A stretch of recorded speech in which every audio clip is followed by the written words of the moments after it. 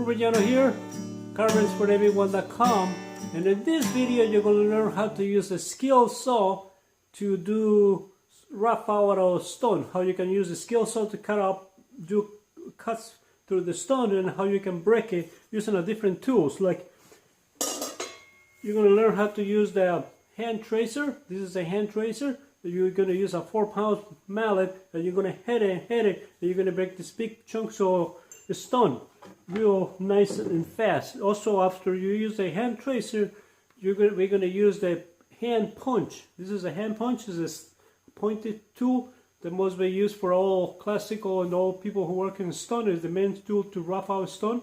And this one I just bought in a regular lumber yard to see how good was holding, to see how good we're working stone, and it holds very well. So far I'm very happy with that tool. And for the main one I use this kind over here. So you're going to see how you can use that one. And most all the rough out I use is to rough out this part of the sculpture. So you're going to see how I cut these pieces off over here. So now we'll be able to start carving this piece of St. Peter. Also in this video, you're going to see how you can use the skill saw, like I say, but you're going to see how you can use this big one. This is a big skill saw. It weighs about 20 pounds. It's the biggest one you can buy. Purpose of that skill saw is use it for timber lumber, but I use it for stone and it works pretty well. So if you watch the whole video, you can see how you can use that saw and how you can use all these tools to rough out a lot of stone, a lot of material faster and without that much effort. So I hope you watch the rest, so keep watching and you will learn how to use all these things and how you can take a lot of material out faster. Well, we're going to start cutting this stone with this 16 inches skill saw. This is the largest skill saw you can buy. It usually used for timber frame construction. So I just purchased this one for this particular job, just to cut stone, because with this saw I am able to cut about 6 1/8 of an inch. So it works pretty well. I have for over 17 years and I never have no problems with. They've been working great. So you can see I just cut a little by little. I don't want to push it too much because you don't want to strain the tool. So I usually go about 2.5 inches deep first to the first pass, and after I go down to the second pass. Sometimes if I'm going to go 6 1/8 deep, usually I go about 2 passes, so sometimes I go 3 passes. Also, if you can see you're making a lot of dust, it's a good idea to wear a respirator, a mask, a 95, or you can wear also you need to wear some goggles and some ear plugs, because the safety is the number one. The safety is first. So you can see you can put a 2x4 on the edge of the tool to make a straight lines. But right now I don't worry if my line is straight. I just need it to cut so that way I can break a lot of material off faster and quick. This is the best way to get a lot of material off. When you continue the video, you can see how you can use the little tools to break all those pieces off. So it's working pretty well. And you can see in my piece of stone I already did a lot of cuts. So this is pretty much the last one, and I will be ready to start breaking all the pieces out.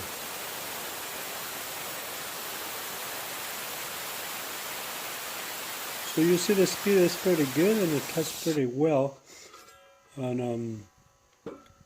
I never have any problems with it. What I did is I bought a saw, and over here you can see that you can graduate the depth up and down how much you want it. Right there would be a 6 1/8 of an inch dip.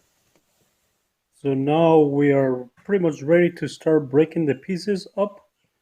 We're going to use a tool. This one is a hand tracer, and we're going to also use a 4-pound mallet to get this task done. But I'm going to use this 5-pound mallet that somebody gave it to me. It's a little bit heavy.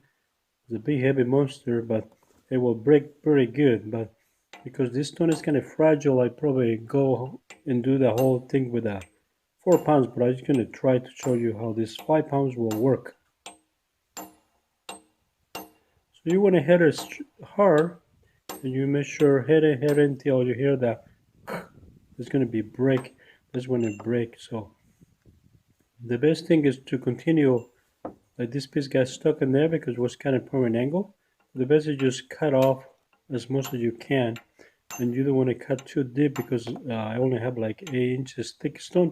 I don't want to break too much because I'm trying to save 2.5 inches below. So that's what I'm going to do in steps. Like you can take this big chunk like this without no problems with the hand resin and the 4-pound mallet. Even this big one, that was with the 5 pounds. So you can see it breaks very easy. You just have to punch, hit it back and forth. But you never hit it this way because I only have, like I say, 8 inches thick. If you hit it that way, you can break a big chunk out of your stone and you'll be done with this piece. So be aware, you're always trying to break through the mass. I mean, go right away the same way with the big mass of stone it is, and that way you don't have problems with cracking a piece of stone.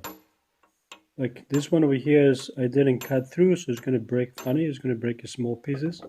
Like the second one is going to break even smaller because I didn't cut through with the saw. Because if I cut it through, I will break that part over there. So you can go sideways like this. You can go for different angles, but remember always through the mass of stone, not to the weak areas because you will break in the wrong way. And I don't think I went through the cut over here. I can see now when I break all those pieces out. So I'm gonna go ahead and cut a little bit more with a skill saw.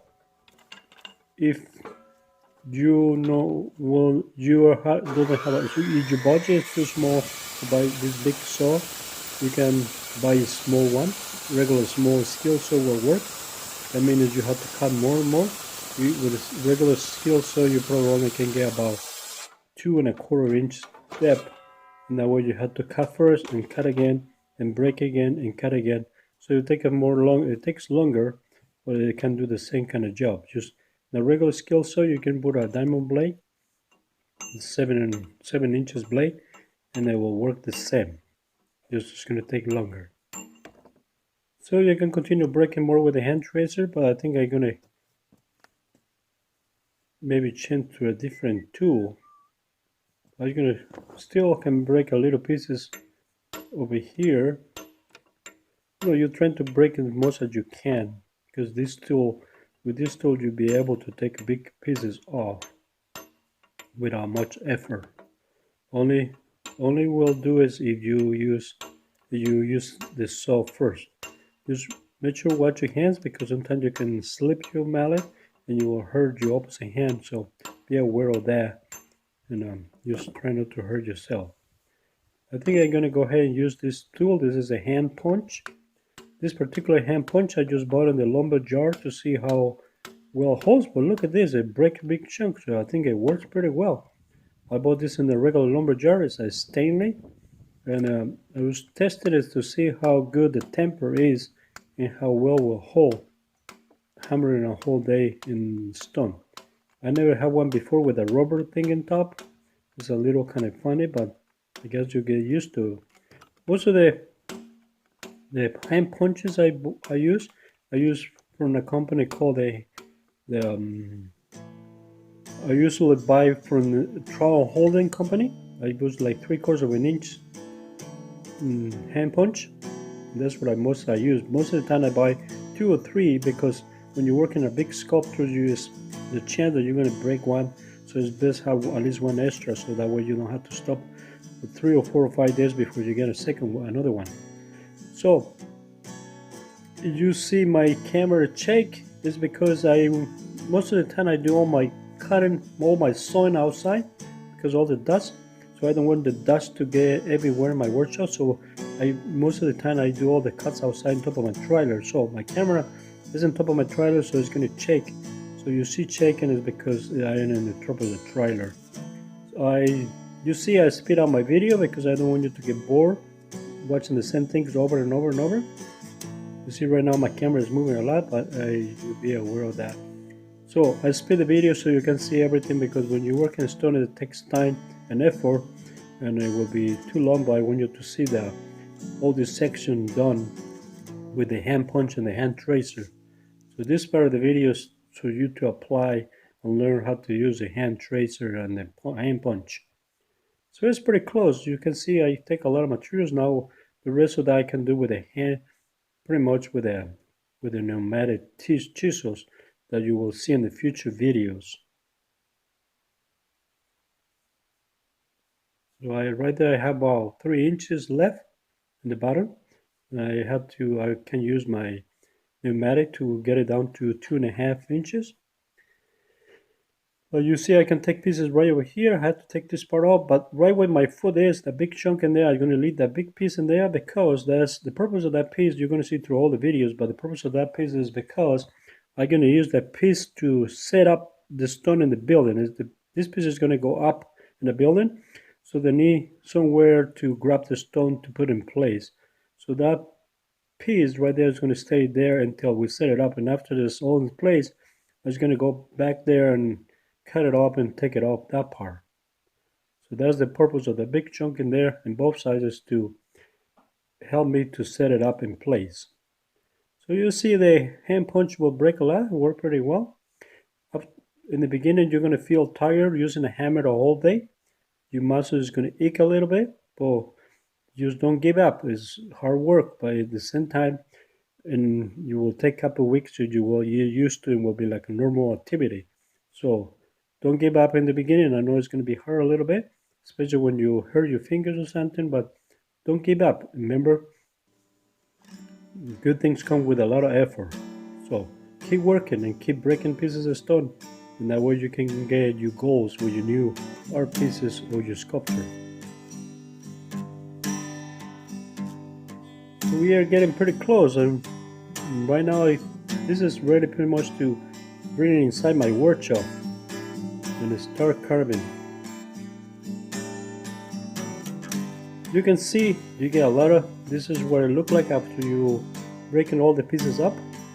I did it on both sides, and this is another side. I still have to break a little bit more there, but you can see you can take a big pieces out, and you'll be aware that you will have a lot of pieces everywhere, a lot of material that is going to be scrap pieces, so be aware of that.